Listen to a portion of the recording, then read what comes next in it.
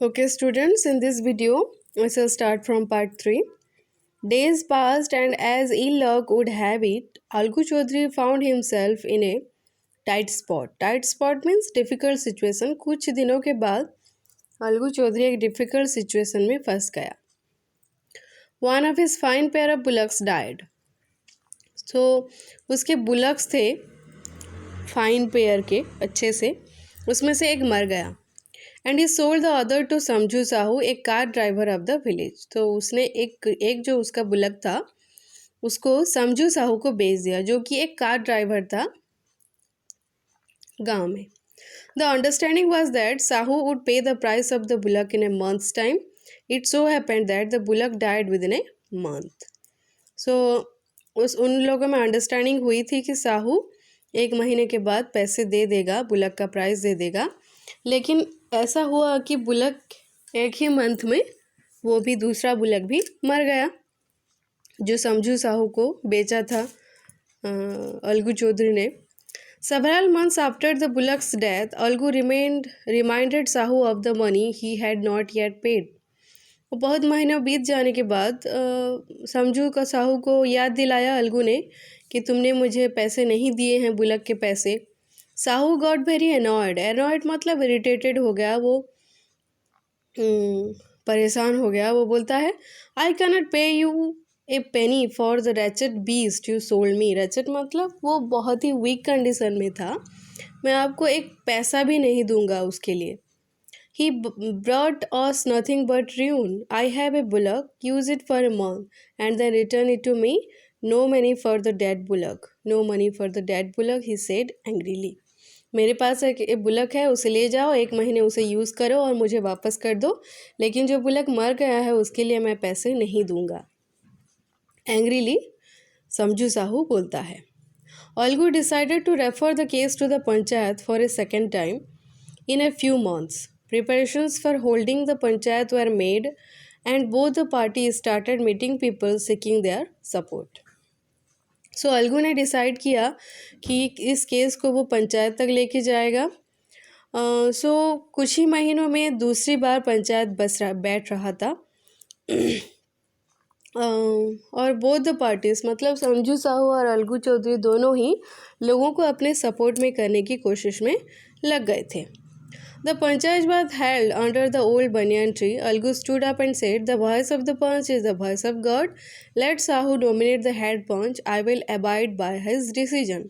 अलगू चौधरी ने बोला कि ठीक है कि जो पंचायत का डिसीजन होता है वो भगवान का डिसीजन होता है. सो मैं समझू साहू को जो हेड पंच है उसको चूज़ करने के लिए बोलता हूँ और उसकी डिसीजन मैं मान लूँगा. Sahu saw he chance and proposed the name of Juman. तो साहू क्या करता है, जुमान का नाम लेता है कि जुमान हेड पंच बनेगा. Algu's heart sank and he turned pale, but what could he do. Algu का मन बहुत ही दुख खा गया, उसका मुंह भी पेल पड़ गया, पीला पड़ गया, और वो कर भी क्या सकता था. The moment Jumman became head panch he realized his responsibility at jaws and the dignity of his office. लेकिन जुमान अपने पोजीशन की रेस्पॉन्सिबिलिटी समझ रहा था जब वो पंच बना, और एक जज की तरह उसकी जो रेस्पॉन्सिबिलिटी थी उसने समझा और अपनी ऑफिस की डिग्निटी, अपनी जो पोजीशन की डिग्निटी वो समझ रहा था, उसका जो सम्मान होता है. Could he seated in that high place have his revenge now. ऐसे हाई पोजीशन पर बैठकर उसे क्या अपना रिवेंज लेना चाहिए, वो पूछ रहा है अपने आप को. He thought, no, he must not allow his personal feelings to come in the way of speaking the truth and doing justice. उसने डिसाइड किया कि उसके जो पर्सनल फीलिंग्स है अलगू की तरफ, उन फीलिंग्स की वजह से वो झूठ नहीं बोल सकता, उसकी तरफ इनजस्टिस नहीं कर सकता. So both Algu and Sahu stated their cases. They were cross-examined and the case was considered deeply. Then Juman stood up and announced, "It is our opinion that Sahu should pay Algu the price of the bullock." So both Algu and Sahu उन्होंने अपना case रखा और उनको cross examine भी किया गया, बहुत सारे क्वेश्चंस पूछे गए, और उसके बाद जुमान अपना अनाउंसमेंट सुनाता है कि साहू बुलक का प्राइस देगा, एक बुलक का प्राइस साहू अलगू चौधरी को देगा. When Sahu brought the bullock, it suffered from no disability or disease. जब उसने बुलक खरीदा था अलगू से, उसको कोई भी डिसेबिलिटी नहीं थी या फिर उसको कोई भी बीमारी नहीं थी. The death of the bullock was unfortunate, but Algu cannot be blamed for it. Algu को हम इसके लिए दोष नहीं दे सकते. जो बुलक मर गया उसमें उसकी कोई हाथ नहीं है. Algu could not contain his feelings. He stood up and said loudly over and over again, "Victory to the Panchayat. This is justice. God lives in the voice of the punch." So Algu बहुत ही खुश हो गया. वो अपने feelings को control नहीं कर सका और उसने खड़े होकर बोला कि victory to the panchayat, panchayat की जय हो, पंचायत की जय हो. एंड दिस इज जस्ट, यही न्याय है और भगवान बैठते हैं पंचायत की वॉइस में. Soon after, Juman came to Algu, embraced him and said, "Since the last Panchayat, I had become your enemy." So उसके बाद जुमान अलगू के पास आता है, उसे गले लगाता है और बोलता है कि लास्ट पंचायत के बाद मैं तुम्हारा एनिमी हो गया था और आज मैंने रियलाइज़ किया कि एक पंच होना क्या होता है. A panch has no friend nor enemy. कोई उसका दोस्त नहीं होता या फिर किसी उसका कोई दुश्मन होता है. He knows only justice.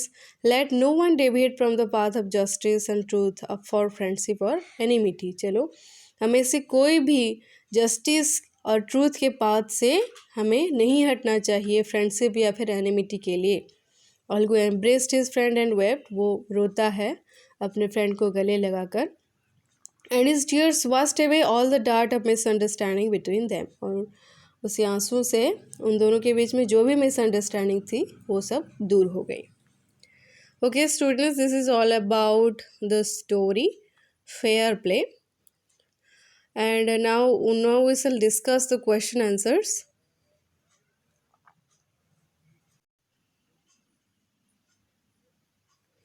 ये सारे जो आंसर हैं इसको मैच करने के लिए बोला गया था 1 और 2 कॉलम में. ये आपके आंसर्स हैं, पार्ट 1 एंड पार्ट 2. और दूसरा वाला क्वेश्चन है who says this to whom and why. कौन किसको बोलता है और क्यों बोलता है, ये आपका आंसर है.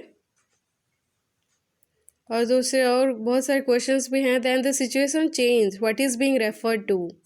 कौन सी सिचुएशन के बारे में यहाँ बोला जा रहा है. और ये दूसरा नंबर क्वेश्चन है when Juman's aunt realize that she was not welcome in his house, what arrangement did she suggest. कौन से अरेंजमेंट के बारे में बोलती है जब उसने रियलाइज़ किया उस आंटी ने कि उसको घर में पसंद नहीं किया जा रहा है. What was the villagers reaction when the aunt explained her case to them. Villagers ने कैसे रिएक्ट किया उसकी बातों को.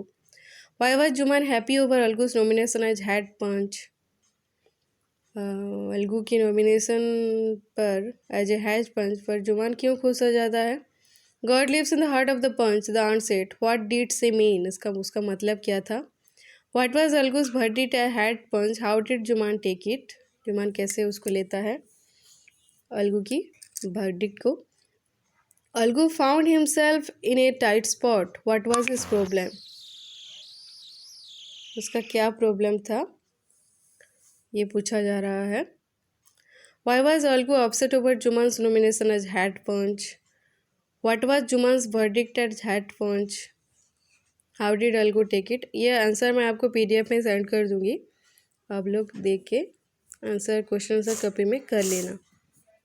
Okay students, thank you. This is all about your chapter fair play. Go through these videos and understand the chapter. Thank you. Bye.